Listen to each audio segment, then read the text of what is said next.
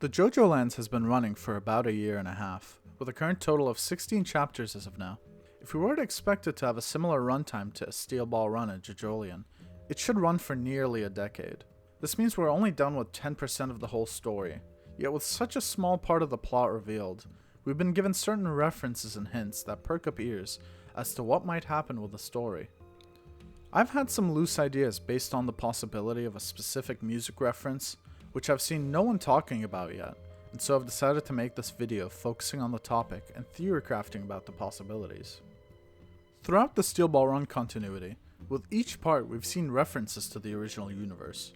Specifically the main villain stands that present an obvious pattern leading up to King Crimson showing up at some point within the story of Part 9.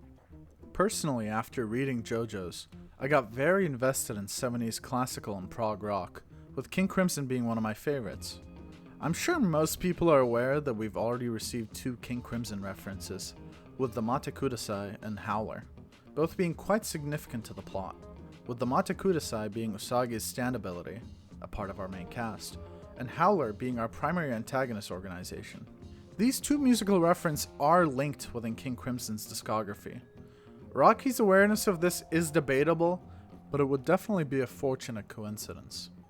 To expand more on this topic, King Crimson has gone through three primary eras. For the topic of this video, we will focus on the second, which would be their 80s Discipline era. This was when they had their most consistent lineup and released 3 albums, the first 2 being Discipline and Beat. Both albums respectively housing the songs Mate Kudasai and Howler. However, this does leave a third album still not accounted for, that being 3 of a Perfect Pair. I believe that it is quite likely that one of the songs from this album will be referenced within the Jojolands. However, for the topic of this video, I'll be focusing on the title track, 3 of a Perfect Pair, especially because of JoJo's recent repeated emphasis on the number 3.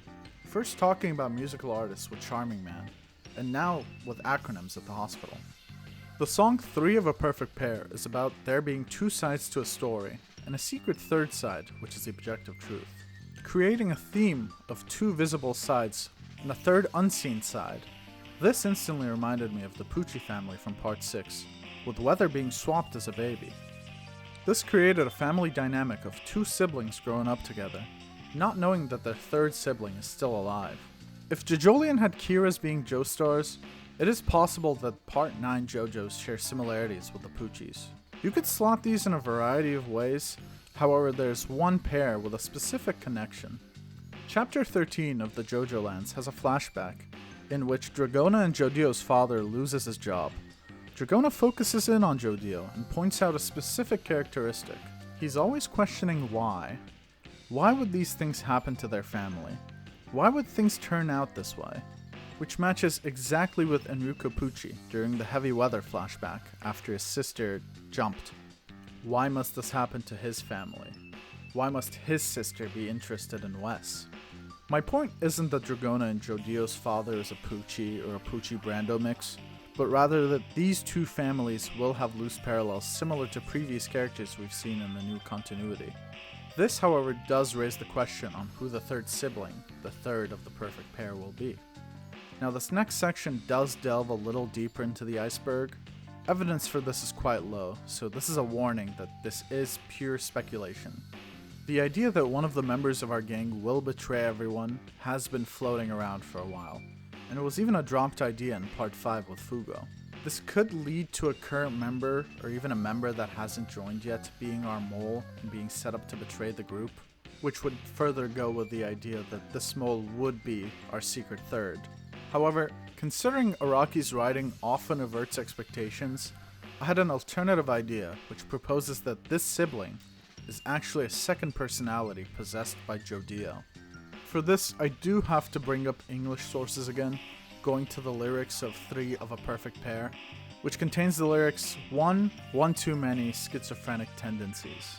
This is very minor, and Araki's lyrical influence is very debatable, but with Part 5 he clearly showed an understanding of the band King Crimson and the term schizoid. Honestly, either Jodio or Dragona could be the suspect for this, but with Jodio's psychopathic tendencies and his similarity to Pucci, I find it more likely that he would be the carrier for the split personality. This would further match Jodio to Pucci and Dragona to Perla, giving Jodio his twin similar to Pucci and Wes, not only sharing a womb but sharing a body, which could also be an explanation for his Dio half. This could lead to further speculation, with the twin possessing their own stand, maybe 3 of a perfect pair, or maybe just King Crimson, but these are all things that are just up in the air at this point. We can only see where the story truly goes month by month as we get new chapters. Maybe King Crimson won't even show up, maybe we'll get Whitesnake instead, but I'm fairly certain we'll still get a 3 of a perfect pair reference. Thank you very much for watching this short theory video. This is my first video, and I have been thinking about 3 of a perfect pair since the Howler name drop, and I was further inspired with the news chapter showing Jodio's repeated relation with the 3-letter acronym. If you do have any Jojolands theories, or maybe further points towards this theory, please do leave them in the comments below. It would be greatly appreciated.